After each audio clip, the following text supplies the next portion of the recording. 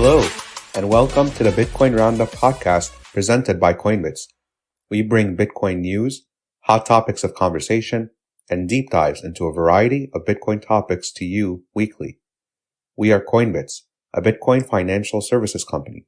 Check us out at coinbits.app. This recording is for informational purposes only. No investment or legal or any other advice should be drawn from this content. And as always, consult an advisor before making any legal or financial decisions. We are Coinbits. We are a Bitcoin-only financial services company.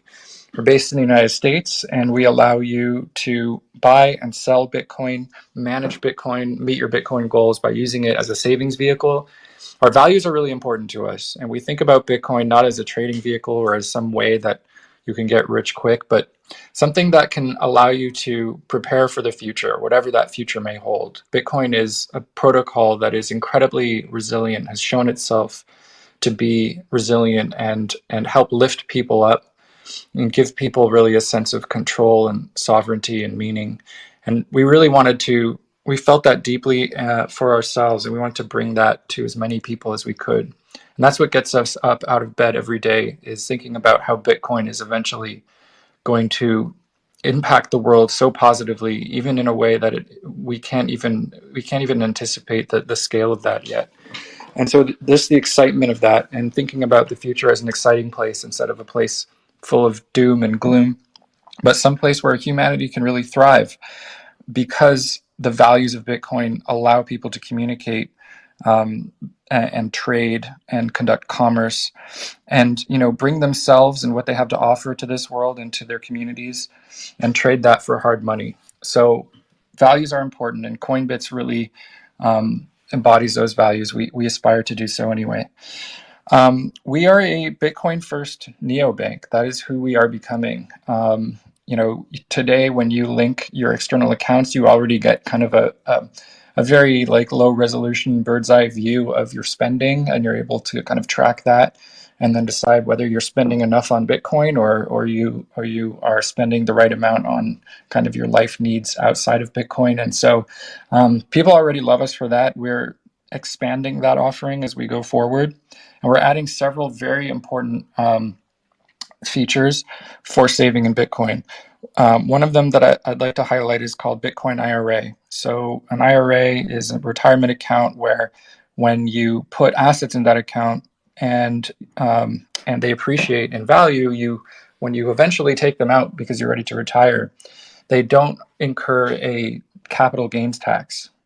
So that's always been an incredibly important way to save for retirement, even if, traditional investing. Any financial advisor, even though we're not that, would tell you that having a tax-advantaged retirement account is absolutely a good idea. When you add the thesis around Bitcoin to that equation, though, and you say that the upside potential of Bitcoin is to appreciate many hundreds of times, then the importance of avoiding that tax liability decades hence is incredibly important. And so a Bitcoin IRA is an absolutely key part, we believe, of any retirement plan. Now, we're not financial advisors, and we can't tell you that Bitcoin is for you, but what we can tell you is that retirement accounts are something that we believe in, and that Bitcoin is an asset that we believe in. And when you combine those two things, it's incredibly powerful. So having said all that, I just want to remind you one last time, none of this is financial advice for you personally. You have to decide for yourself whether Bitcoin is right for you. And now I will hand it over to David to introduce our guest. Thanks, Dave. So this Friday, we're very excited, and I'm personally very excited to be speaking with Andrew Howard from Bitcoin Reserve, where he leads business development. And I could give an overview of Bitcoin Reserve, but actually, Andrew, do you mind just speaking to really, give an overview of what your company does and how it's unique? Yeah, for sure. Can you hear me? Yep. Yes. Cool. We have a lot of similarities with Coinbits, basically just in different regions. So we are a Bitcoin-only company, founded in 2018, and we serve clients globally. we help people buy any amount of Bitcoin. So if somebody wants to buy €100, $100 worth of Bitcoin with us, they can do that. If they want to buy 100 million euro or dollars worth of Bitcoin, they can do that too. So, and yeah, we've been Bitcoin only since day one. We're non-custodial, so we literally do not even give our clients the option to keep their Bitcoin with us. We don't want to live in a world where, exchanges are basically becoming banks. We don't want that. So, yeah, we just try and, just like Coinbits, we value the principles of Bitcoin and want to enable that in the world. So it's basically what we're doing. Yeah, that's awesome. Actually, before we get started on kind of your background, Andrew, I'm very curious. Like, do you ever get pushback from clients on like the fact that you guys are non-custodial? Because I know at least in the US, like self custody is awesome, but a lot of people, when they're on their like Bitcoin journey, their first step usually is a custodial platform, for better or worse. Yeah. And I was wondering if you could talk about like, your experience basically helping people buy Bitcoin in a just without giving them that custodial option. Yeah, it's a good question. Frankly, we would probably have more business if we gave people the option to use us as a bank, pretty much, right? You look at Binance and Coinbase and all these exchanges, and they've had a ton of Bitcoin leave over the last week or so. But people like convenience, and that's very true. But the problem is convenience is not always the safest option, even if it does seem like it at the time. But it's really not the way that I view it, is learning how to hold your own keys. It's not as complicated as some people made it out to be. It's not like how Machinsky made it seem. He's antagonizing Bitcoiners for encouraging self-custody. It's the way I see it. It's like a learning curve. People didn't know how to use computers before. People didn't know how to drive cars before. There are tons of very profound technologies which have impacted the way human beings interact in a very major way. And obviously, you're going to have to learn how to use those technologies. And keeping 12 words safe, you don't have to be a rocket scientist to do that. And there are plenty of Bitcoin consulting companies popping up, teaching people how to have best practices with self-custody. So, yeah, I think people in the West especially have not experienced tyranny over their finances as much as people in different parts of the world.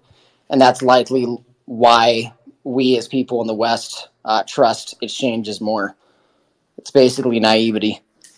You know what? Can I just break in? I want to second that thought and just open up another thought I just had as you were talking, which is that there is a narrative that custody is difficult, that is in some ways can be interpreted as an attack on Bitcoin. I think that as Bitcoiners, we need to cut that off at the pass. Custody is not complicated. Um, you know, because people are all too willing to just be like, it's too complicated. I saw an interesting tweet go by last night talking about how flying cars were invented in the early 20th century. It's called an airplane. Like, teenagers can fly them. They fit in a garage. They can take off on a residential street, right? But like we were kind of told, or over time, just like we were led to believe that this is too complicated, no one can do it. Now I know that that's not the perfect argument or metaphor, because there's issues around like when there's an airplane crash, it falls out of the sky and onto somebody's house and so on. I get that, but I just it just made me think and be like, wow, there's so many things that we assume are too complicated for people to handle, but that's an attack, because it's just like, you can't do it, like let us do it. And I don't know what you think about that, Andrew. It's just like a thought I had. Yeah, if I could jump in, actually, Dave, this reminds me a lot of to draw like a fiat parallel. This reminds me a lot of the debates around FDIC insurance, and to give some like historical context. before FDIC insurance, which was a part of the New Deal under FDR, banks, if you look at like an old newspaper, banks would actually post like how much deposits they had and like what their capital was, and people, or maybe not like individual people, but the market would like basically evaluate the solvency of those banks. So there was kind of like a market check on banks. But today, that concept of like people evaluating the strength of their own banks is just totally foreign. It's like, oh no, we people couldn't possibly do that. Or like the market couldn't do that. So we need to have like unlimited backstops on banks. And what that's done is, since the establishment of the FDIC, it's made the system actually more risky because nobody's checking on banks. People assume that they're like going to get bailed out, and it's made the system a lot more fragile. And so it kind of, I really see that as like a parallel of basically just like assuming that people can't do it on their own. They can't like learn, they can't do that. And whether it's like convenience or something else, it really like inhibits the, people from growth, basically like self-growth. Yeah, it's true. We had Professor Peter St. Onge on our podcast a few months ago, and he brought up basically the same point that banks, it was not always like this hookers and blow mentality, for lack of a better term. Bankers used to be very responsible older men who had incentives to make responsible decisions. And if one bank was giving out too many bad loans, or had some kind of issue, the government wouldn't go and rescue that bank under the guise of protecting people. The bank would just go under, and it would get acquired by a bank that was better and more responsible and more moral. And we just don't have that anymore through things like the FDIC, like you mentioned, David. It's basically just central planning, and anytime central planning happens in an economy, you're going to have bad things happen, and human beings plan for their lives a lot better than any small group of people planning for hundreds of millions of people. And that's a pretty obvious fact that I think a lot of individuals can agree on, and that's what we're finally moving into now with Bitcoin. So, yeah, totally agree.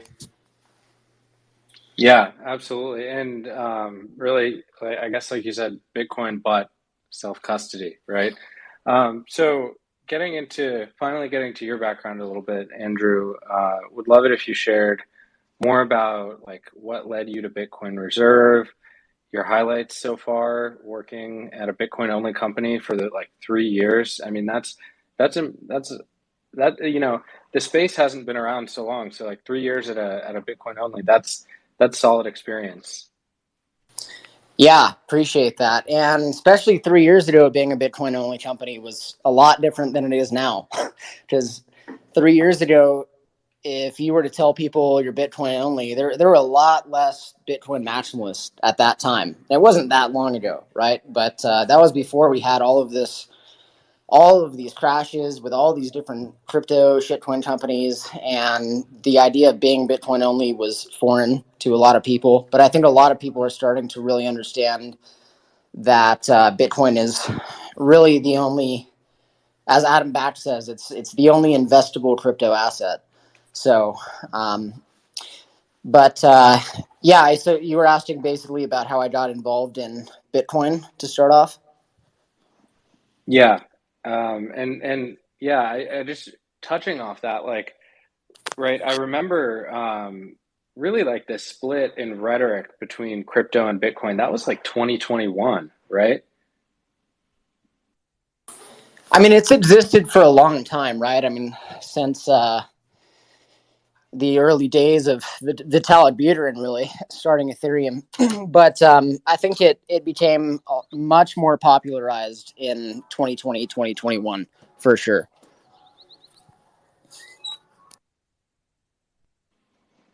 Yeah, absolutely. And I mean, yeah, but feel free to share your background, how you got to Bitcoin Reserve, your experience there. Yeah, so I actually got involved in Bitcoin first in the Marine Corps, active duty in the Marine Corps. The first time I bought Bitcoin was in the Marine Corps barracks, and it was off of Coinbase. I had started to really get into the libertarian school of thought. I read "End the Fed" by Ron Paul. I read "The Creature from Jekyll Island." I read "War is a Racket" by Smedley Butler. He was actually former Major General of the Marine Corps who got out of the Marine Corps and started writing an anti-war book and touring across America, talking about how all these wars are against the interests of Americans.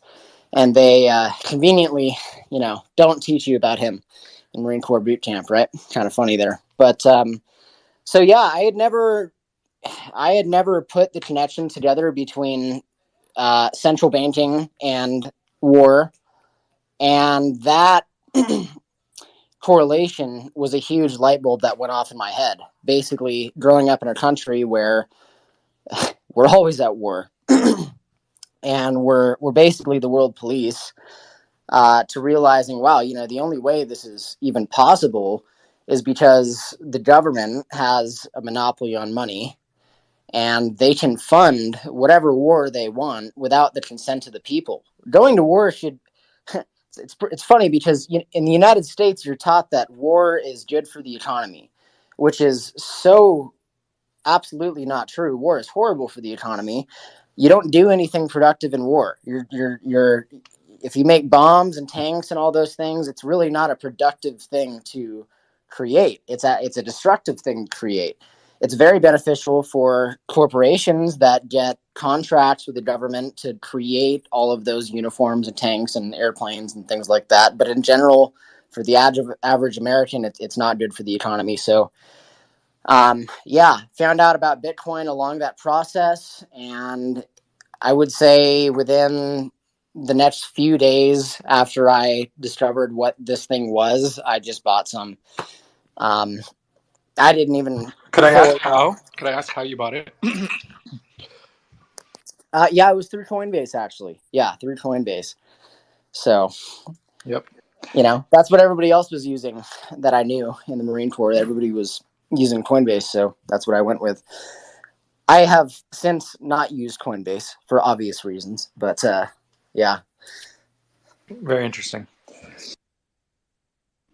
Yeah, the whole the notion that war is good for the economy, it's really like the broken window fallacy, right? Where like a window gets broken and that like fallacy that it's like it's actually good for the economy because it creates jobs because you have the guy that like fixes the window, and that's really it's the same thing. It's like, oh, but we're going to war and we're causing destruction, but like we're creating jobs for like the contractors and stuff like that. So it's unfortunate the level of just like basic economic illiteracy that permeates the U.S.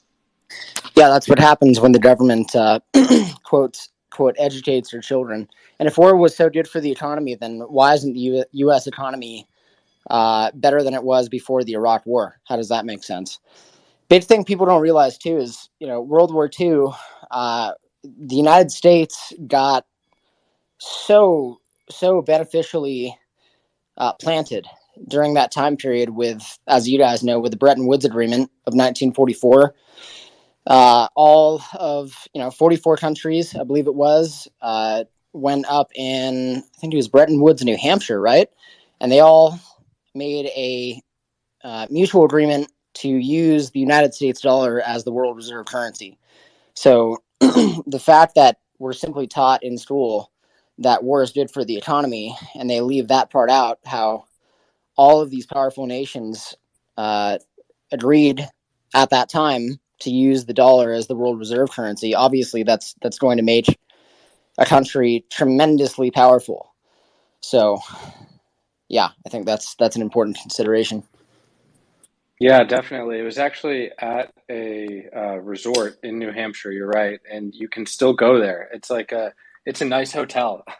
It has like a golf course and everything. It's really pretty, and you can stay in the room that all those people stayed in. I would not stay in the Canes room. That's like bad vibes, right?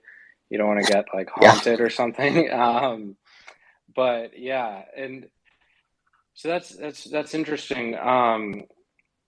I do want to ask, like, what's your experience been operating an international Bitcoin company as an American, right? Like, has it changed? Because you said you got into Bitcoin in the Marine Corps. How has your experience been, like, working with Bitcoin and working with Bitcoin internationally? Like, has it changed your perspective? I know you said earlier that like uh, people in the West are a little bit more, I mean, basically coddled, right? How's the kind of international view of Bitcoin shaped how you think about it? It's very interesting to see how many different people have different valuations of Bitcoin. People in the West, we use Bitcoin as an investment, generally speaking, and that's fine. The United States is one of the biggest adopters of Bitcoin, and that's a good thing. But you talk to people in Latin America, and they have lived through hyperinflation. They understand it's a lot easier to orange pill a Latin American than it is an American. Um, I can at least say for clients in Mexico, they really get it because I've lived in Mexico the last 3 years, and the people here fully understand, uh, generally understand the problem with money because they had bad hyperinflation in the 90s. Um, so yeah, it's interesting to see how different people think Bitcoin is valuable for different reasons. Um, I wish I could say who the exact customers we have are, but it's pretty fascinating to see various types of people get involved in Bitcoin. Intelligent, smart, wealthy people, working at big corporations that you would recognize, or wealthy families that you'd recognize. It's given me a very different perspective on Bitcoin, and it makes me bullish on Bitcoin from a personal standpoint. Because I think one thing people don't realize is there's a lot of adoption happening that simply will not get publicized on Bitcoin Magazine or CNN, MSNBC, or anything like that. There are a lot of very wealthy, well-known people who buy Bitcoin but have no incentive to publicize it.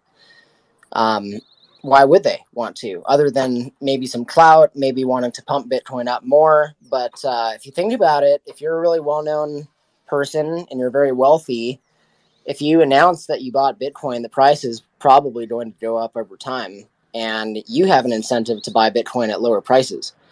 So it's interesting to see some of these dynamics play out from a personal standpoint.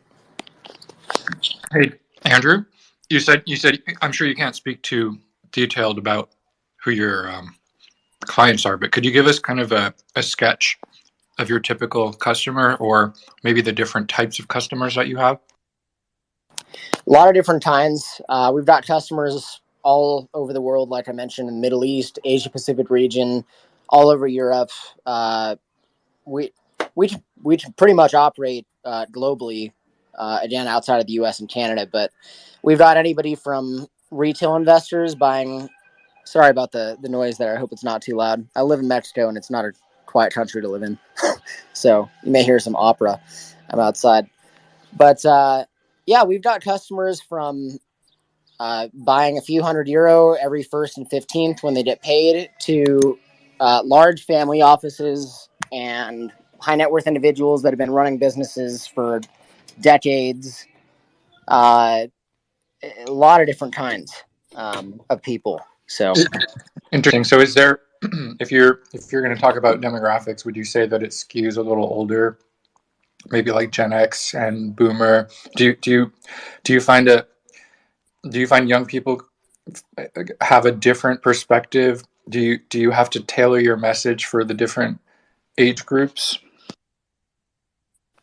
there's definitely more young people in Bitcoin and Bitcoin Reserve than baby boomers. But there are a lot of baby boomers that I've talked to. It's really fun talking to them too, because you talk to a 70-year-old about Bitcoin, and they have a different perspective on it. Oftentimes, what I've seen as well is the 70-year-old getting in Bitcoin is entrepreneurial, and has a younger family member who's orange pilled him. That's oftentimes the case. So, but yeah, I mean, there are definitely, this whole idea of just because somebody's in an older generation, it's not like they're always going to think that Bitcoin doesn't have value because it's not physical or anything like that. Interesting. Hey, I noticed that Maher just Maher, you have I gave you speaking. Thank you. Hey Andrew, how you doing, man? Good to speak with you. I'm curious though, like when you look at your clients and your experience, and we've seen this too at Coinbits. There's such a diverse set of demographics that having a sort of an affinity to Bitcoin, or they get it, or sort of they vibe with it, so to speak. But they're so different, right? These people are so different from the outside looking in. I'm curious, when you look at your clients, because you get a chance to really have like these very thoughtful conversations with them, given the type of business that you're in. What common thread have you seen, from the younger folks who are buying a couple €100 on a monthly basis versus the folks who are a bit more wealthy, buying larger chunks or maybe allocating some Bitcoin for their businesses? Like in the person, in the personality, in that human, is there a common thread that you've seen, that sort of, ties all these types of people with different backgrounds together? Common thread. It varies a lot with a lot of different people. So for the younger folks, they're very heavy into DCA.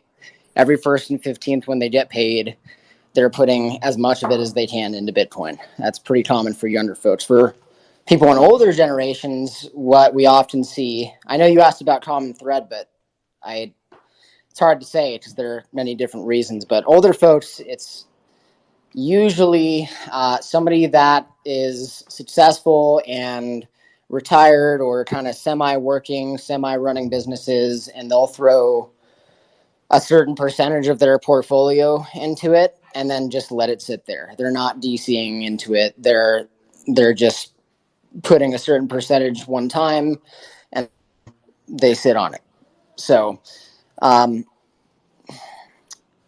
as far as a common thread, yeah, it's a good question. I don't know if I can think of any specific ones right now, like a common link with everybody. I guess I can tell you, like, at least from the kind of our experience at Coinbits, we talk to customers every day, but it's typically, because we're in the retail business predominantly, we also get such a wide sort of set of people, and I think, and this is an ongoing exercise, but I think what I've found is that folks who are investing in Bitcoin or saving in Bitcoin, they have more of a low time preference than folks who are, more high time preference. So I think at least that's one common thread that I've found. And typically it's either through more life experience or maybe more conservative values, perhaps, growing up or as part of their families. So yeah, I'm still trying to figure that out too. But I think that's what I've picked up on over the years. Not sure if you've seen the same. Well, it's definitely a distrust for the government. There you go. That's an obvious common thread for sure. And I do really appreciate what I am not even remotely close to being a liberal, but I do appreciate the outreach to liberals. Liberals often talk about the minimum wage issue, right? That's a big one we hear from liberals, and frankly, they're pretty right. People can't survive on. People are having a hard time on salaries that they're getting paid right now and hourly wages. But a big crossover we can have with those people is it's really not, you can do two things. One, you can keep trying to propose raising the minimum wage, which is only going to hurt businesses even more, right? Because businesses have natural market incentives to retain good employees, and that entails paying them well. But they simply can't. So forcing them to pay them more is going to cause them to lay off employees. But it's the money, right? So you look at how much a dollar was worth in the 1960s. And of course, the minimum wage wasn't super high back then, but the money was worth a lot and things were a lot cheaper. So, but for sure that it's no coincidence that Satoshi said that Bitcoin is appealing to people in the libertarian crowd. And some of the earliest adopters of Bitcoin were libertarians, conservatives, libertarians. And we're still kind of seeing that now. It's a very big deal to separate the state from anything, really. The state's involved in so many aspects of our lives, but separating money from state, you're not going to be able to give out free stuff, really. It's going to be a lot more difficult, at the very least, to give out free stuff to people who aren't productive. Yeah, absolutely. And I saw you were an ambassador for the Free Private Cities Foundation. That's a great group. We've talked with them before as well, along the lines of really separating stuff from the state. Yeah, I think that free cities it ties in very much so with this idea of the sovereign individual, how people will go where they're treated best. And I really appreciate free cities because they are creating almost like a business for the services that a state provides. And so they're almost doing what FedEx did to the post office in a way. They're providing free market solutions to something that was only previously provided by the state. I think we're living in very interesting times. I don't think, especially people in older generations, they have more of an attachment to the nation state they grew up in, and I respect that. That's fine. I think it's good to have pride where you're from, but for better or for worse, and there's a little of both in there, we are heading into a vastly different world.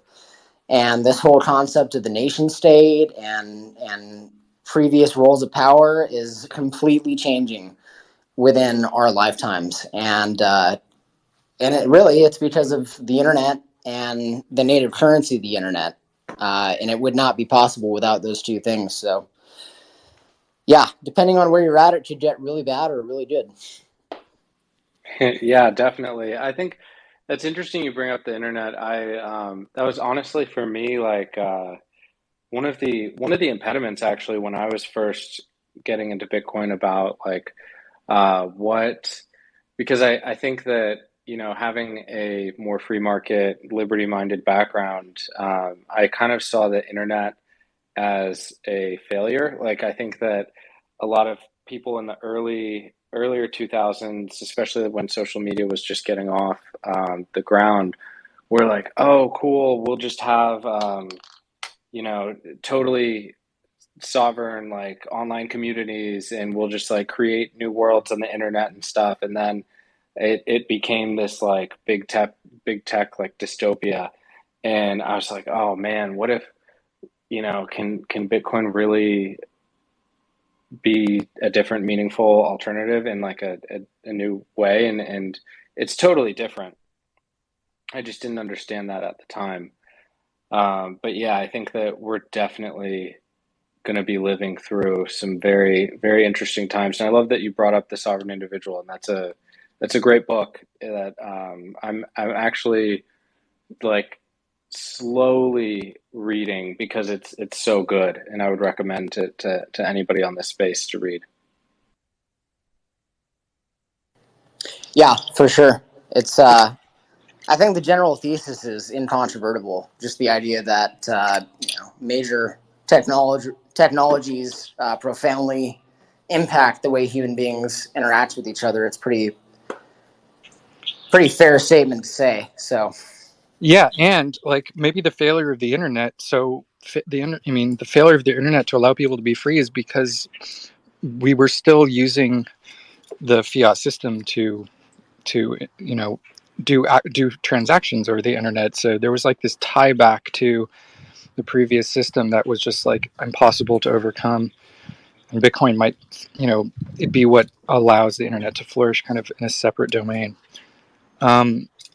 Actually, I wanted to go back to your experience in the military. We talked about how there seems to be this resonance with conservative values in Bitcoin, although not always. There's definitely people on the progressive side of things that value Bitcoin.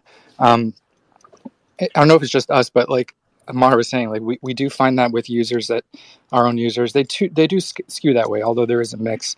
And that made me think about your military experience and how you said that everybody was using what was starting to get into Bitcoin while you were still in the military. And I'm curious, like obviously there's also a mix of ideologies in the military, but I would imagine that it skews conservative. And I just wonder, like, I don't know if you're still in touch with those people or if you just could speak from memory, but like how do patriots, how do military families, how do those types of people who have more of a traditional American, I guess, attachment to Americanism view Bitcoin? Yeah, that's a good one. Well, I've observed that different branches have different principles in some ways. The Marine Corps has a lot of conservatives in it, specifically my job in the Marine Corps, which is reconnaissance Marine. You're not going to meet one liberal in that job. You're just simply not going to.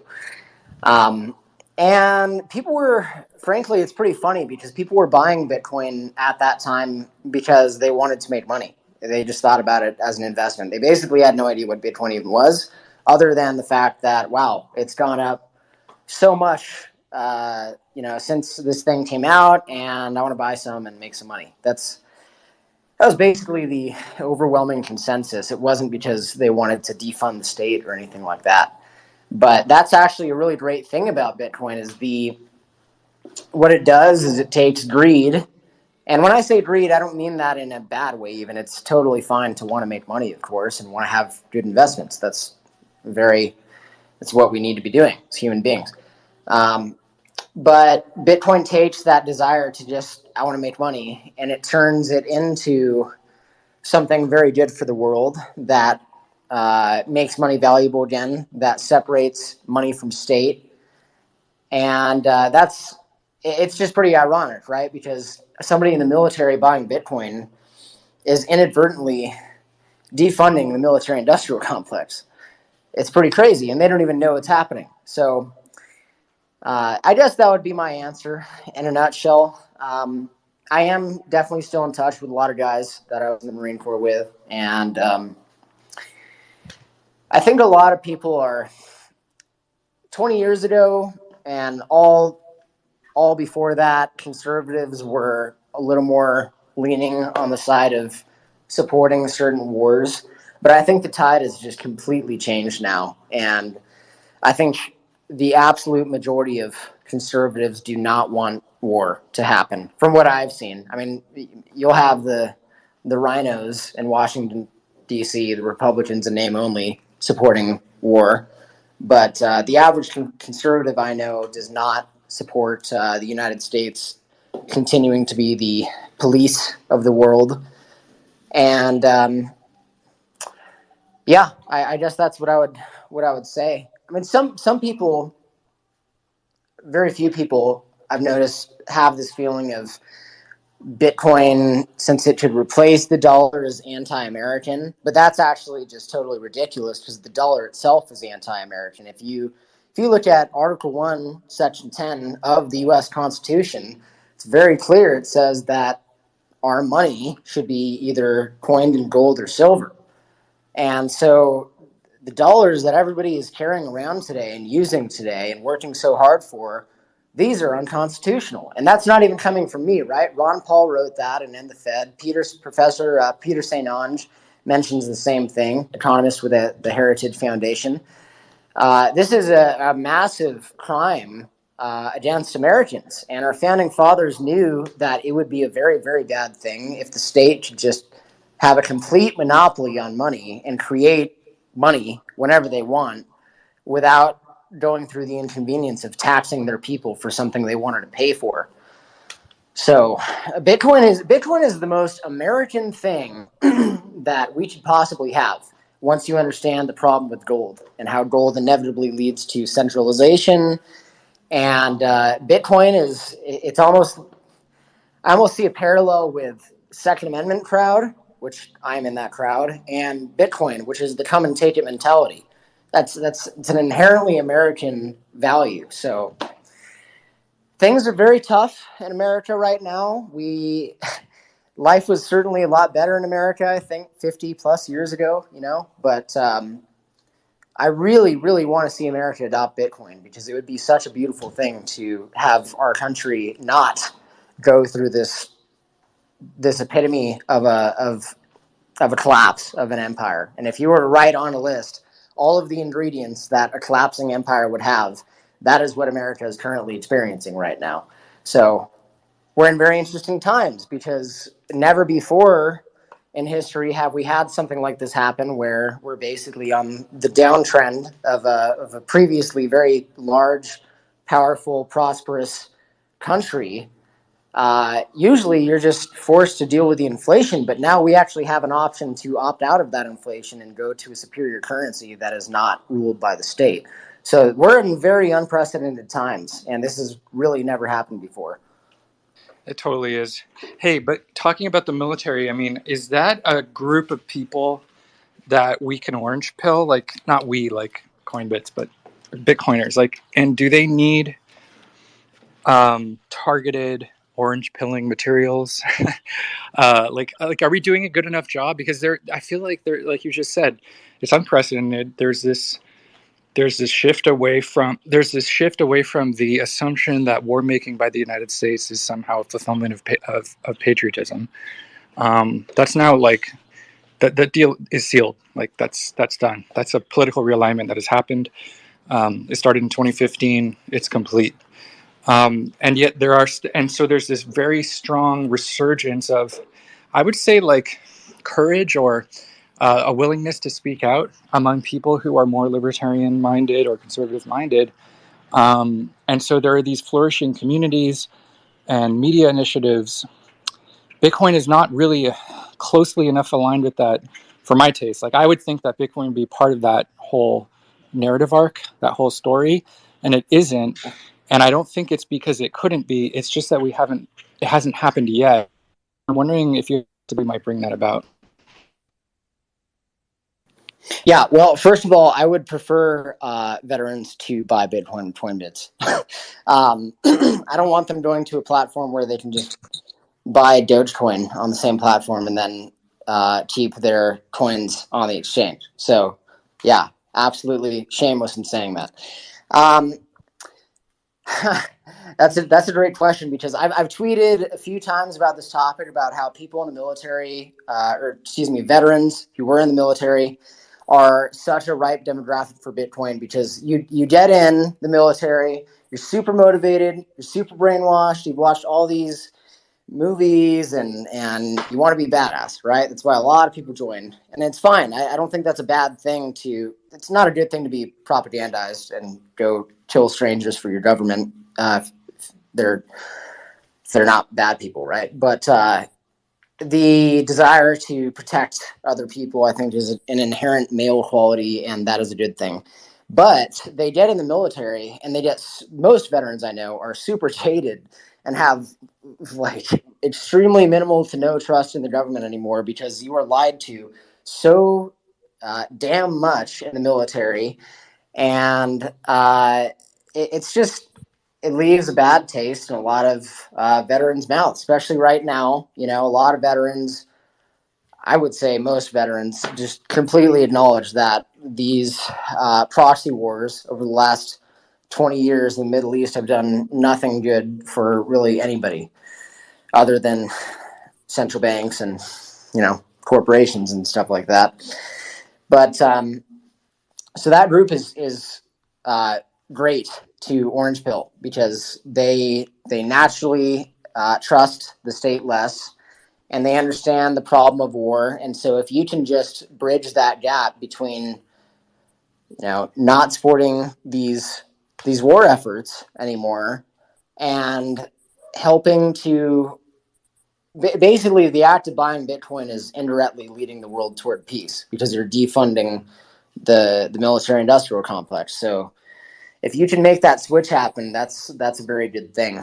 And I think a lot of veterans would get on board. Plus, another thing I mentioned too is in the military, you have communal suffering, and not in like a sadistic way, but you kind of enjoy that suffering in a way because it's so much a part of your life, and you're suffering with other people that you have strong connections with, and you're all going through the same thing together, and you have a common mission that you want to accomplish with these people. And that is something that brings people very close together. And you get out of the military and you're in the civilian world, and you just totally feel like a fish out of water. Sometimes feel like you have no mission, no identity, no belonging, all that stuff. So I think that's another common trend why we see a lot of veterans in Bitcoin, because Bitcoin is a mission. Bitcoin is a very meaningful mission that can profoundly impact generations to come, and lead to a better world. And it's not easy. There is communal suffering in Bitcoin. There is communal suffering in holding something and believing in the future of it, and then it drops 80% in value, and everybody thinks you're nuts. And your mom and your aunt call you and ask if you're okay, right? Like there's so many forms of suffering that come with hodling Bitcoin. It's been said before, buying Bitcoin is easy, but hodling it, that's the hard part. And that brings Bitcoiners together as well. So yeah, a lot of commonalities there. And I think finding these demographics are a good thing to do for Bitcoin adoption. Man, that was awesome. I loved the parallel between Bitcoin plebs and people in the military. Do you think it's important? One thing that stuck out to me is you highlighted the stuff about money in the Constitution, which I think is really powerful. Do you think it's also important? I mean, correct me if I'm wrong, but if you're in the military, you're serving the Constitution, right? You're not serving the military industrial complex. Do you think that's another important thing to highlight? Yeah, it definitely is. First of all, is the audio still okay? I'm in a smaller room trying to be away from the crying baby. So still hear me fine? Oh yeah, it's great. Okay. Yeah, so the ironic thing is you raise your right hand and you swear an oath to the Constitution to support and defend the Constitution, protect the country from all enemies, domestic and foreign and domestic. But I would say that probably 75% of people in the military, probably higher, don't even read the Constitution, which is absolutely nuts. That is not even required reading before you join the military. I don't know how it makes any sense that you swear an oath to something that you haven't even read. It's completely ridiculous. But I'm sorry, I'm kind of getting off track here. What was the No, you're good. It's it's funny. It's you take that oath and then it's okay, when are we marching on the Federal Reserve, right? Yeah, that's the thing. If we actually had people in the military defending the Constitution, the effort would not be foreign. Because even Abraham Lincoln said the same thing. Abraham Lincoln said that if America were to collapse, it would collapse internally, and that is exactly what's happening. It's not Russia, it's not China, okay? It's the Federal Reserve. Basically, that's what's happening. It's private organization that has no accountability whatsoever and makes life incredibly difficult for most people in the country. So, Yeah, absolutely. I love hearing this perspective, because I have some friends in the military and would love to orange pill them. So it's very helpful. I'm wondering, in a slightly different direction, you've been working in Bitcoin in a BD role, which is very active. You're talking with a lot of people, right? Has the narratives around the FUDs that you've encountered, has that changed since you started? Do you get different FUDs if you're doing more international business?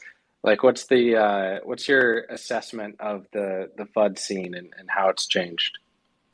Yeah, FUD scene. That's a really good one. On our podcast, we talk about that every single time. We ask people what are the most common points of FUD you hear. It's a really fun one to address because they're all so common. They're all like the same thing. So you can just read about how to address those points of FUD and then address all of them very easily. I would say the two biggest ones I see are the volatility and the environmental impact of Bitcoin. But I think time heals all wounds. And I've had people that I've spoken with about Bitcoin from 3 years ago reach out to me years later and ask about how to buy it. That's something that's definitely happened. The tough thing is we learn about Bitcoin and we're so enthusiastic about it, but our enthusiasm can kind of be a bug and not a feature sometimes. Right? So the guy that can't shut up about Bitcoin, you're probably going to turn a lot of people off eventually. But getting back to the points of FUD, yeah, those two are the most common: volatility, I would say, and environmental impact. And as far as the environmental impact, you really cannot. I mean, this is something untenable at this point. You have ExxonMobil that's been mining Bitcoin, largest oil and gas producer in the United States. But they've been mining Bitcoin for the last 2 years. And most people don't even know that. And why are they mining Bitcoin? Well, they're doing it because they are able to reduce their quote emissions and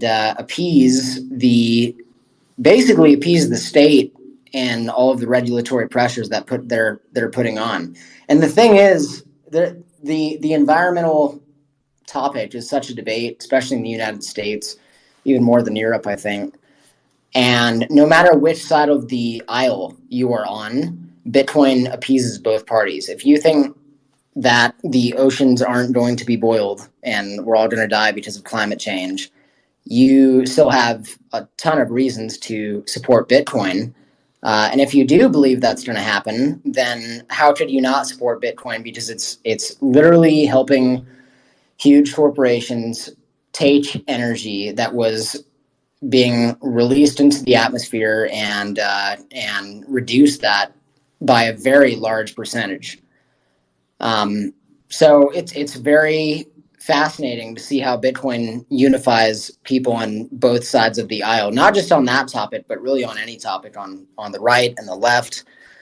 Yeah, so that would be my answer for the FUD.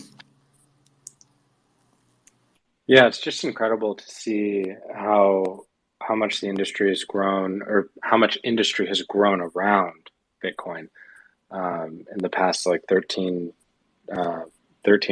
years. In the sense, in a way that, like, I mean, I don't know if Satoshi predicted it, but I mean, if you had said, like, okay, you release this protocol into the world, and then 14 years later, ExxonMobil is going to be using it for emissions flaring, right? Like that's crazy. It's amazing. It absolutely is. It's also amazing to understand that most people have no idea this is even happening. We all live on Twitter. We're all basically obsessed with this thing because we understand the importance, but the average person has no idea about 99% of any of this. So just things like that, you just get a few sound bites, you get some things that are guaranteed to catch somebody's attention, and you hear about something like that, like ExxonMobil has been mining Bitcoin for over 2 years, and it for the average person, they're going to view Bitcoin as more legitimate. They're at least going to look into it more at some point. So yeah, it's interesting to see. Basic human psychology, basic sales stuff is human beings don't like being the only one doing something. We just don't. We like doing something when everybody else is doing it. So you see these big corporations buying Bitcoin. You see these wealthy individuals buying Bitcoin, and you're going to feel more inclined to buy it yourself. So yeah, that's why we made theyownbitcoin.com, actually, just to show that third party legitimacy. Can you say a little bit about that? I was just about to ask. Can you plug that a little bit and explain what it shows and how you collected the data? And then also, maybe, can you speak to how it's been used so far, and then how the concept of kind of groupthink can go even beyond that page? So like, taking that concept and empowering everyone to do that work. I mean, it's one thing to just send them to that website, but is there any way to scale that that kind of campaign that you've been mulling over? Yeah, so basically what it is, it's theyownbitcoin.com, and we made the website a few months ago. I think we've gotten over 4,000 views on the page now, and the average time viewing the page is about 6 to 7 minutes. And so basically it's almost like, I'm sure most people here know what Bitcoin Treasuries is, which is a fantastic website created by CoinKite. I love that website. It shows list of corporations that have added Bitcoin to their balance sheet. But there wasn't a website that existed before that showed notable individuals who own Bitcoin. And so we just made the website and did a ton of research. We looked up politicians who own it. We looked up corporate executives who own it, athletes, celebrities. And the list on there is pretty intriguing. Just off the top of my head, the CEO of Apple owns it. The co-founder of Apple, Steve Wozniak, owns it. The co-founder of LinkedIn, obviously Jack Dorsey, co-founder of Twitter, president of PayPal, co-founder of PayPal, CEO of Reddit. I mean, the list goes on and on and on, but you see people on that list and it's like, wow, this thing, it's been a very useful thing for people to send to other people who say that Bitcoin is a scam and it's a Ponzi scheme. You know what else I love about it, though, is so you just named a bunch of really smart people in business and finance, which is powerful, but that will resonate with certain people, right? But then you also have celebrities, people who just have like really high name recognition. They're, people talk about them at the dinner table in their living rooms. They watch them on TV. They're like almost, the fact that they're celebrities makes you feel like you know them personally. It's not just their resume that you're relating to when you say they own Bitcoin, but they're part of your extended family. They're part of your broader awareness of culture. And so that, I thought, was even not more powerful, but it's for a certain type of consumer that will resonate much, much more. And so then combining those, I thought was really smart. Yeah, for sure. Joe Rogan owns Bitcoin, right? Like, you get one guy like that a lot of millennials listen to, and they know he now owns Bitcoin. They're probably going to buy Bitcoin too. A lot of people like that. So that's why I think it'd be very good for us to reach out to respected influencers. So I think it was last month or 2 months ago, I've been tagging Jocko Willink and trying to get him to talk to Shane Hazel. I don't know if you guys know who Shane Hazel is. He was also a recon Marine, the job that I had, and he's a very badass guy. He's a combat veteran.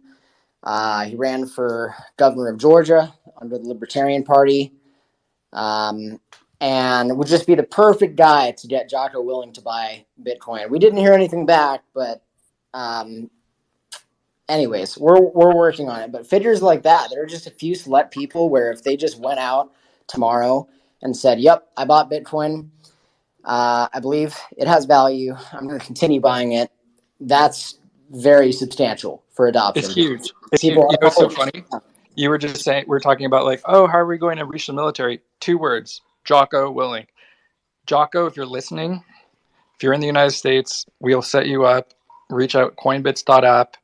But absolutely, there's like, I think you've just absolutely nailed it on the head. It's like these different communities, you identify them as proto-Bitcoiners, as pre-coiners who are sharing a lot of these values, these anxieties, these hopes and aspirations, but also, the kinds of people who are just, they're processing the information that comes across the news and the culture, and they don't understand really what's happening.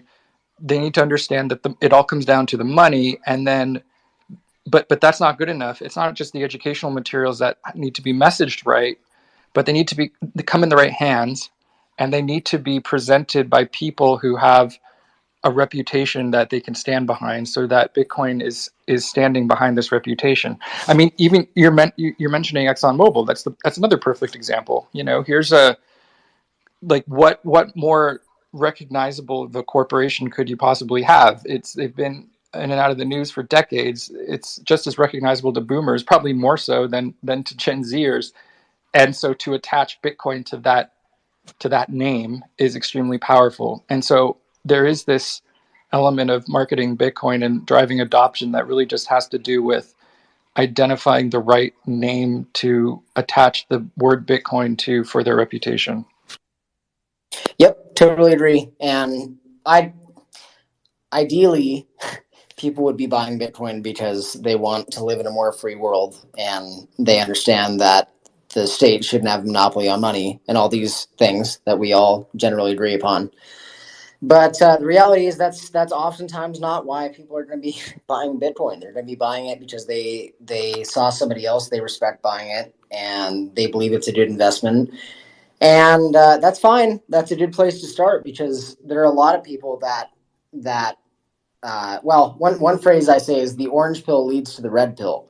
And I think it's so true, because once you understand that money, something that everybody wants, something people work so hard for, once you understand that the money is inherently corrupt and a scam, and I try and use that word lightly when I say the word scam, but it truly, like, the US dollar is a scam. You're working your ass off for something other people can create for free. That is insane. And anyways, once you realize that system is inherently flawed, money, which is just as common among human beings as food and water, and it's money. Once you understand that is flawed, then you're going to start asking a lot more questions about the world around you. So, yeah, it's interesting to see how Bitcoin affects people. Yeah, definitely. Oh, go ahead, Dave. No, David, go ahead. I've been talking a lot. I was just going to say, speaking of questioning the world around you, what do you make of all of the presidential candidates in the U.S., including Bitcoin, in their planks? I mean, pretty much everybody besides Trump and Biden have most of the major candidates have discussed it, or at least slammed CBDCs and then said oh, well, Bitcoin's cool too. And I mean, RFK Jr. has come out with a Bitcoin policy position on his campaign website, which is huge. What do you make of that, and any other kind of news cycle developments that are going on in the Bitcoin space? Yeah, I think it's awesome. I think it's basically something Max Kaiser has been talking about for a decade, and it's coming to fruition. Which you can call Max Kaiser a crazy lunatic, but the man, even if he is a crazy lunatic, he's been pretty spot on for the last 10 years at least. So yeah, it's great to see. It's great to see. I personally have been a huge fan of RFK Jr. for a long time. I really support his efforts at Children's Health Defense and what he's been doing to have medical freedom for this insanity that we've seen the last few years. And it's not a surprise to me, but it's tremendous to see that you can even just donate Bitcoin on his website right there. You've got, I don't know, the options like Visa, PayPal, and then Bitcoin. It's right there. So it's so cool, right? Who are the other ones? Andrew Yang, Tulsi Gabbard. I'm not personally big supporters of them, but they're supporting Bitcoin, so that's cool. We're at least on Team Bitcoin. It's only going to become more of a political issue because it's too important to ignore, right?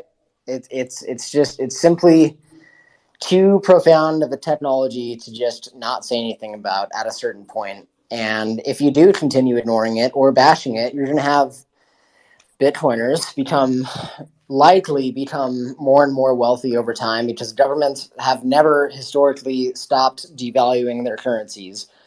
So Bitcoin is basically a bet on the fact that the past is going to repeat itself, and states are going to continue devaluing their currencies. That's pretty much what's going on, and that will continue to happen. And if they're not being treated the way they want to be treated, Bitcoiners are going to move to another jurisdiction that treats them better.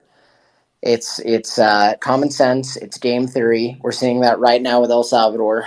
And politicians, they are people too. The Federal Reserve, this is a different story because they're right at the tippy top. They have strong incentives to maintain their power of monopoly on money. But you talk about politicians, especially local politicians, and even up to senators and congressmen and people like that, they want people moving to their jurisdictions. They want increases in jobs. They want higher tax revenues. They don't want to tax everybody out of their jurisdiction, right? But you want to have people in your area being productive.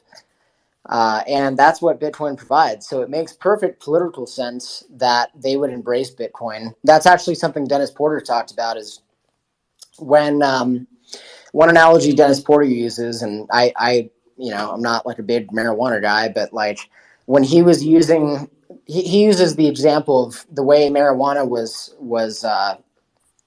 decriminalized, was made legal in so many states. It wasn't on the basis of, oh, well, the government shouldn't tell you what you can put in your own body or anything like that. It was on the basis of this is going to create jobs. This is going to drive likely higher tax revenue in your jurisdiction. This is inherently good for you as an elected official. And so he's taking that strategy and using it in the same way towards Bitcoin. And I think it's great what that man is doing. Really support the guy. And politicians have incentives. So it's just it's just hilarious to see people like Ted Cruz smash buying Bitcoin every time he gets paid. It's funny. Hey, Yellow. What's up, guys? What up? What up? Question for Andrew, if I can. Yeah. You can. So there's a lot of talk lately about regulations. We saw what's happened around SEC suing Coinbase and Binance.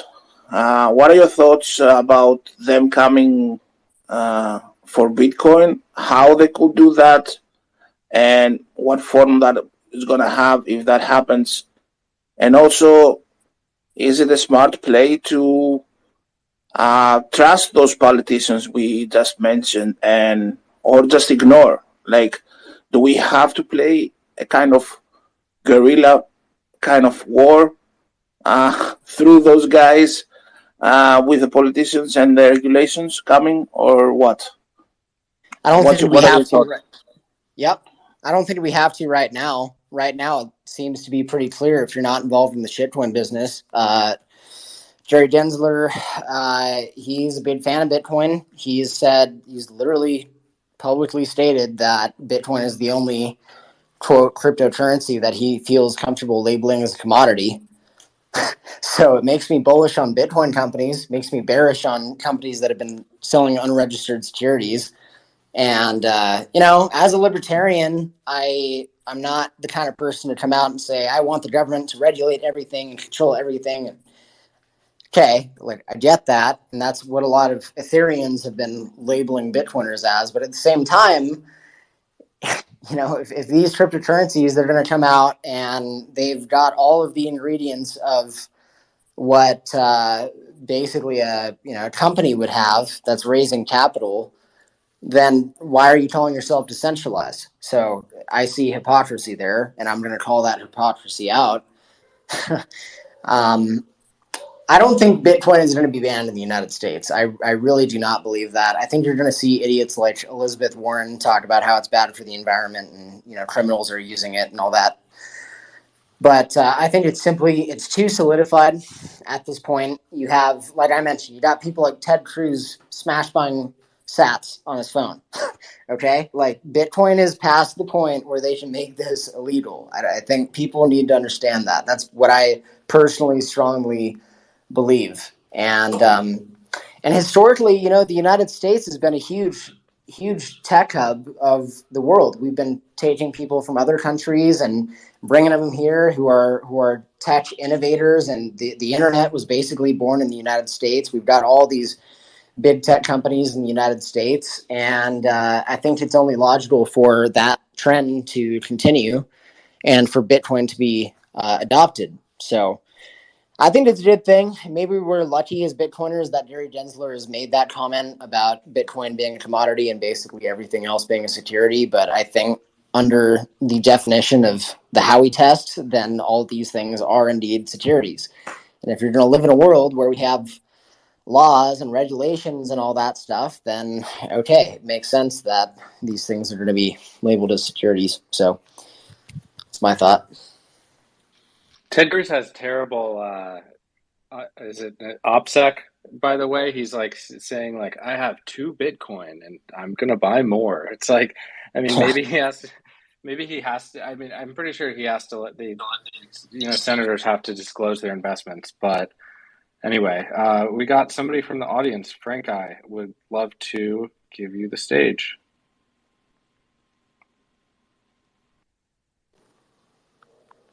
Hello. Hey, we lost him. We tried to give Frank a speaker. He dropped out. Oh, interesting. Yeah. I see we have BJJ in the chat though, so that's cool. Another Brazilian Jiu-Jitsu guy here. Oh yeah. There we go. Andrew, do you mind? Okay. Do you mind Jiu-Jitsu pilling us like right now? I would love that. Yeah, 100%. I'm always trying to Jiu-Jitsu pill people. Yeah, I love it. I think I don't know. It keeps me sane. Jiu-Jitsu, I do it like 6 days a week, a few hours a day. Jiu-Jitsu and Bitcoin. Alex McShane talks about this a lot, actually. A friend of mine from Bitcoin Magazine. I'm sure all you know who Alex McShane is, but he's big in Jiu-Jitsu as well. But Jiu-Jitsu and Bitcoin are both proof of work based, and Jiu-Jitsu became popular because I'll just give the quick couple minute background on Jiu-Jitsu, why it became so popular. So you have Japanese Jiu-Jitsu, right? Very old martial art, and this one Japanese dude moved to Brazil, and he's a black belt in Japanese Jiu-Jitsu, and this Brazilian family named the Gracie family did him a financial favor. They helped him out financially, and in return for that favor, this Japanese guy taught this family, again, the Gracie family, taught them Jiu-Jitsu. Now, there was a very small guy in that family. He was like 5 brothers that were learning Jiu-Jitsu. The smallest brother, his name was Elio Gracie, all right? Very small guy, and he couldn't do these techniques and moves that Japanese Jiu-Jitsu taught. He just couldn't do them because he wasn't strong enough. So he literally took Japanese Jiu-Jitsu and modified it to where a smaller opponent could crush a bigger opponent. And that is how we have Brazilian Jiu-Jitsu today. And how is it proof of work based? Well, so you looked at the early UFC, which started in, I think, 1996. And the whole goal of the UFC at that time was to determine what were the most effective martial arts. Okay, so they had karate guys, Muay Thai guys, wrestlers, boxers, all different kinds of martial artists. Go in there and see which martial art was the most effective. And what happened was the Gracie family that I was talking about earlier, they sent in a man named Royce Gracie. And Royce Gracie, they intentionally chose him because he was not intimidating. He was not a big guy. He's like 175, 170 maybe. Not a stereo-looking guy. So he goes in there. He's wearing his kimono, his D's typical martial arts uniform. And he's going against these big, buff dudes.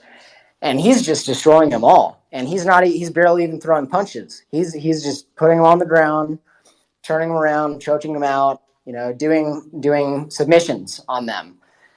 And it just shocked the world because you'd see these huge buff guys fight Royce Gracie, and Royce Gracie would just demolish them without barely even throwing a punch. And so anyways, that's Brazilian Jiu-Jitsu in a nutshell. It's like human chess. It's a lot of fun. And so that's like the proof of work story behind Brazilian Jiu-Jitsu. Wow, that's awesome. Frank, I see, has joined as a speaker. Floor is yours. Yeah, thank you, David. Thank you, guys. Andrew, you got a question for you. I guess you were speaking on another space that you're currently based in Mexico, I believe. Just wanted to have your thoughts on how adoption is, Bitcoin adoption is happening over there, and if there are also a lot of expats moving to the country, because that will be also something else that we will have to consider here after all this kind of like wreckage that's happening with the SEC regulation thing going on. Most of these companies, I believe, will kind of like move offshore to some other jurisdictions where they don't get that many, I guess, restraints or kind of things. So just wanted to have your thoughts on that, since I guess that you are currently based there. Just wanted to know. Yeah. So the town I'm currently in, it's called a small town called San Miguel de Allende, and it's a very popular town for expats. We've got about, I think, 15,000 expats based from the U.S. and Europe and Canada. And this place we're making this place a Bitcoin hub. We've got, I think, 15 businesses that accept it now. There's another company, I think the Twitter handle is something like Bitcoin Hubs IO or Bitcoin Hubs, something like that. But me and Bitcoin Hubs and other people, we're going around to businesses and getting people to accept this thing. And Mexico really doesn't have there's no El Zonte, there's no Bitcoin Beach of Mexico yet. So it's a really exciting venture to try and make one place in Mexico a very recognizable Bitcoin hub. And I think that's going to happen in San Miguel. I'm pretty bullish on it, especially given the fact that there's so much tourism here and it's a very safe place to live. But Mexico is a good place. It's close to the United States, and that's why a lot of Americans move down here. It's kind of somewhat close to Canada too. But the country's got its problems too. It's definitely, there are some areas that are safer than the United States, and there are some areas where you never want to go at all. So I would love to see like a Bukele type person come in here and just clean up the entire country. And it's fascinating too, because Mexico has it's one of the most productive countries on earth. It's got, I don't know what number it has in worldwide GDP, but it's pretty up there. And you have that metric combined with the fact that you still have the cartel here. That's pretty amazing to have a country that's under that kind of situation but still being very productive. So if it was just El Salvador Bukele'd and made safer, I think it would be a very good thing. Plus the fact that you have Ricardo Salinas here, who's the second richest man in all of Mexico. Hardcore Bitcoiner. He's always tweeting about Bitcoin. It's pretty funny to see. But that guy's really into Bitcoin. He owns a lot of different companies. He owns an internet company called Total Play. Mexicans can pay their internet with Bitcoin. He owns a department store called Electra. You can pay with Bitcoin there. He also owns a bank called Banco Azteca. And because of regulatory reasons, you can't do any Bitcoin stuff there right now, but I know he's working on it. So, and like I mentioned, people here experience hyperinflation in the 90s. So they naturally have kind of a distrust towards government money and the state. And so I think Mexico could be a very good place to be as time goes by.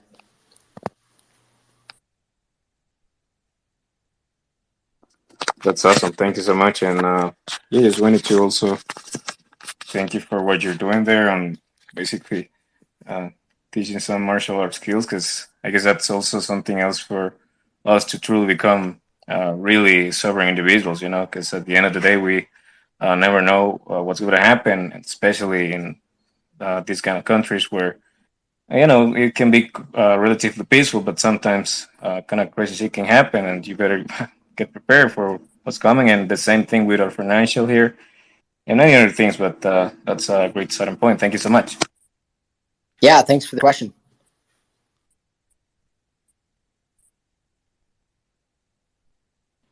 Yeah, absolutely. So I think we're probably going to wrap in the next few minutes, but just to give an overview, we've been talking with Andrew Howard from Bitcoin Reserve about lots of things. How you got into Bitcoin, your experience in as a Marine, operating a also, working for an international Bitcoin company, FUD, presidential candidates, the Fed. I mean, we've talked about so many things over the past hour and a half. Andrew, if you wanted to give kind of some final thoughts about Bitcoin Reserve, things you're most excited about in the future, just anything else as we kind of wrap up here on this beautiful, kind of beautiful Friday. I'm still in I'm in Arlington, Virginia, and the sky is still like smoky or whatever from that fire in Canada. So it's like sunny, but the air's bad. But anyway, yeah. Yeah, there's a lot of weird stuff going on there. Sorry to hear that. I got family in Virginia, but it's a good state.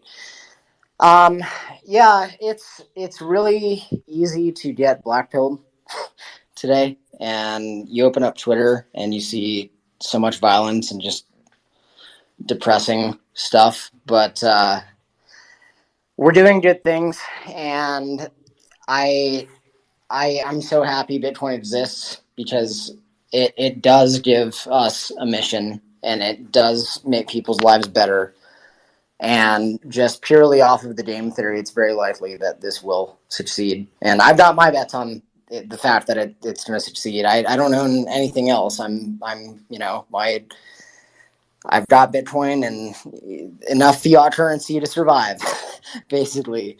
And there's some apocalyptic situation. I've got like physical goods here that I can trade and survive with. But anyways, man, I really appreciate almost all Bitcoiners. I've been to tons of conferences of the last 3 years, and there's just something going on here. I just have some kind of feeling where what we're doing is not futile, and something's going to happen here. And I think a lot of us have that feeling.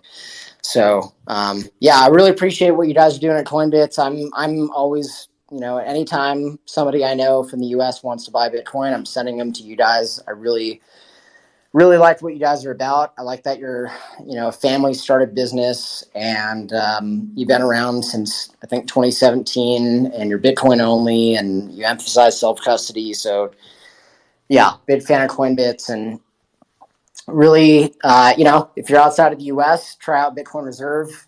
We do the absolute best we can to keep our principles. We haven't offered shit coins, and like I said, we don't even give people the option to keep their coins with us. So, I just, yeah, those are my final thoughts. I really appreciate you guys having me on the space, and DMs are open if anybody wants to talk. Thank you, Andrew. We will absolutely be sending anyone your way who comes our way and needs Bitcoin, who's not in the United States, who's a retail customer. You guys have an awesome product, website, and just the projects that you do and the way that you talk about Bitcoin. It's really inspirational, and it really, I'm not the kind of person that thinks I need more conviction for Bitcoin, but listening to you has been an absolute pleasure, and it just again, like, I love hearing that other people are convicted. It just makes me so energetic and excited to like go out and do this thing. So we really appreciate you, man, and all the service that you've done for our country and that you're continuing to do by educating people about Bitcoin as freedom money and helping them obtain it and obtaining that sovereignty over their lives. It's incredibly important work. So just thank you very much. 100%. Thanks, Dave. All right, guys, we're going to close this out. Let me just explain a little bit more about Coinbits before you all go. Coinbits, if you don't know us, follow our Twitter account. We get into discussions online about Bitcoin, and maybe we help you think of new ways of framing Bitcoin and communicating about Bitcoin so that you can take that and bring that to the dinner table, or bring that to soccer practice with your kids, or talk to your faith-based communities about Bitcoin. We really need all of you, everybody in this movement, to really hone the message and have those raw materials ready, so that when it's time to have those conversations, you're well informed and you have material to fall back on. We provide a lot of that. We try to. We have just released a white paper called Bitcoin Foundations, and that's about 30 pages long. It's very graphical, though. It's kind of like a fun magazine to read, and it really just covers all the basics. It starts with educating at a very high level what money is, how it's evolved over the years, and why Bitcoin was specifically designed to be money and to be the best form of money ever invented. It also dispels FUD. It doesn't go hit too hard on that front. It just goes through kind of the most basic 10 objections that we have found people have, and it just gives you a nice little bite-sized rebuttal for each one. And then it goes through why number go up, how to become a Bitcoiner, how to think about inverting your understanding of money so that you really use Bitcoin as your base layer for value measurement, and you say 1 Bitcoin equals 1 Bitcoin, and everything else is sort of devaluing against it, as opposed to Bitcoin, quote unquote, going up. And so that whole transformation that kind of we went through, we tried to capture that in this document so that you could use it. So you can go on coinbits.app/research/Bitcoin Foundations, or just go to our research page. You'll find it right there. Download it, share it widely, please. We just need this information out there. If you are looking to obtain Bitcoin in the United States, we really hope that you join us.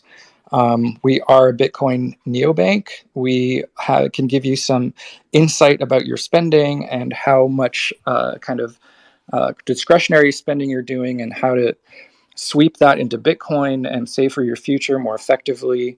All that's available to you. We have a really fast sign-up process. You can get going in less than 10 minutes. You can link your credit cards, your bank accounts, and you could get going with Bitcoin. Over time, you're not going to need to use your traditional bank. We are rolling out features at an incredibly fast clip, and hopefully over the next few months, you're going to be able to finally settle into Coinbits permanently and really not have to go back outside. So we're really excited for that. We really hope you'll join us. Open a retirement account with us. Open an account for obtaining Bitcoin. Save for your future. And we do this every week on Friday. We always bring an interesting thought leader in on Fridays. So we will see you next week. And until then, happy stacking. Have a wonderful weekend. God bless. And we'll talk to you all later. Bye, everyone. Cheers, gents. Bye-bye. We hope you've enjoyed this episode of the Bitcoin Roundup podcast presented by Coinbits. So what do you think of the conversation? Share your thoughts with us on Twitter @CoinbitsApp, and be sure to subscribe to be notified of our next episode release. Thanks so much for listening, and we'll catch you next time on the Bitcoin Roundup podcast.